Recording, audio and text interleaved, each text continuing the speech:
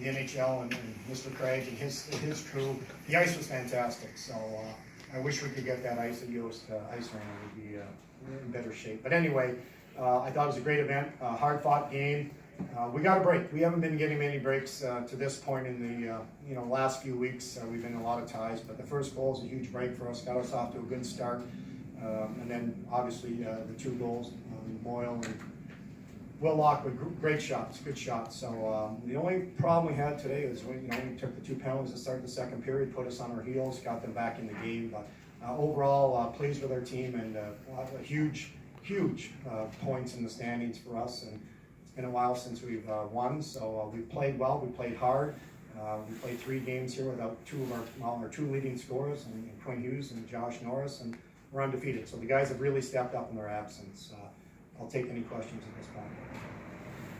No, you already touched on it, but can you describe what it was like with an offense that you've been trying to get going for quite some time to get 3 goals in the first 10 minutes against such a strong opponent? Yeah, I think the first one obviously is a break. I've seen some weird goals before. That's right up there. But our confidence isn't lacking. And one of the comments I made last week is we cannot get frustrated with not scoring goals. It'll come. It'll come. I told them we just have to continue to work hard, do the right things, and believe in each other, and eventually we're going to score. But we have to continue to play well defensively. And I think that's been one of the biggest keys for us lately. We're playing much better defensively, and it starts with our goaltending. Hayden and Strauss have played excellent. So we just have to continue to stay with it. We'll score goals, but we have to get better defensively. We have to continue to play better with our department. Coach, we talked about next man up mentality a lot the past couple of weeks. Yeah. Moley really stepped it up in that absence of your 2 best players. He gets that goal again tonight. You got that goal in the GLI. Talk about what he's done with that next man up mentality. Well, he's a good player last year in the USHL. He was a scorer. So one of the things Nolan had to do is learn how to work harder at this level. It's an adjustment, and I think he's finally realized it. We talk about our freshmen. There's no freshmen anymore. Once Christmas rolls around, they've played enough games. They understand the systems now. They understand how hard it is to score and be a good player at this level. So that line, someone referred to him as our 4th line. I said, they're not our 4th line. Last weekend I played them against maybe one of the best lines in college hockey from Michigan State, and they did a great job. So I had no problem putting them on the ice, and they're out there in key situations. So a big lift for our team, and it helps our depth, and they're only going to get better as we move forward. Mel, over here. On the first goal that they scored, or you scored, were you going to be changing lines there? 1 and 2.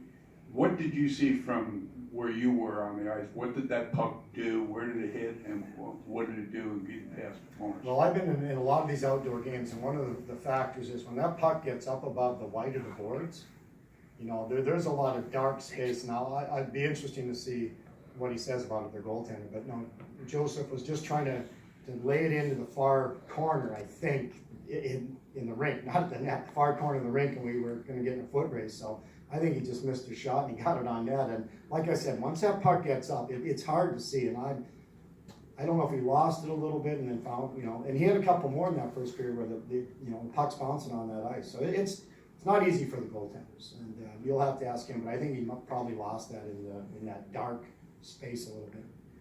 I had 2 questions. If you could describe Will's goal, that was kind of an interesting goal that he scored. It's like 16 seconds later. Yeah, and that's a huge goal. He's a talented player. He did that on purpose. He goes across, flips it over his stick, continues on, gets it, and that's the place to shoot. He's got the goalie moving from right to left, and he shoots it back to the right. He's a goal scorer. He's been really good for us. I know he hasn't scored as much as he wants, but I expect a big second half from him. We didn't have him last year, so it's nice to have him for the second half and the stretch run this year. And you touched on the conditions that you liked, the ice. How were the conditions at the start of the game when the sun was still out, and at the end of the game? Did the conditions change over the course of the game? No, they were good at the start. They did a great job here by covering the ice and moving the game back. I think that really helped the ice. And one of the things I like too is the shoveling. They got out there every stoppage and make sure they shoveled so the snow wasn't on the ice. It was great. It was. Wish I could have played just to be out there to skate on it. Now, when you were a player and a young coach, did you ever think these outdoor games would evolve into the spectacle they are today? Well, not really, but when you saw the first one, the Cold War at Michigan State, and just just got a feel for what could be. It was awesome. It was awesome. There's never going to be one like the first one, I guess, but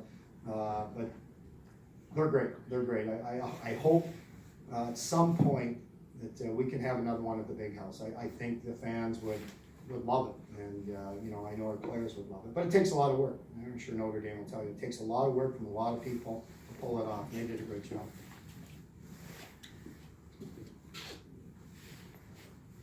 Me?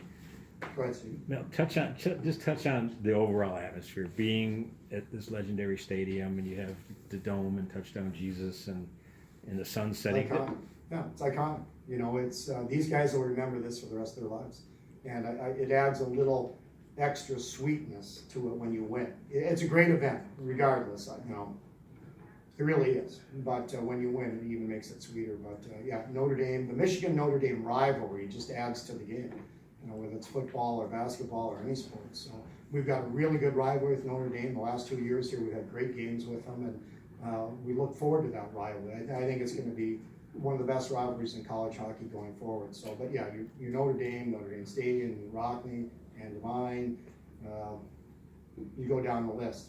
I'm sure I missed a lot of people. Tim Brown, Joe Montana, but it's great. And one other thing.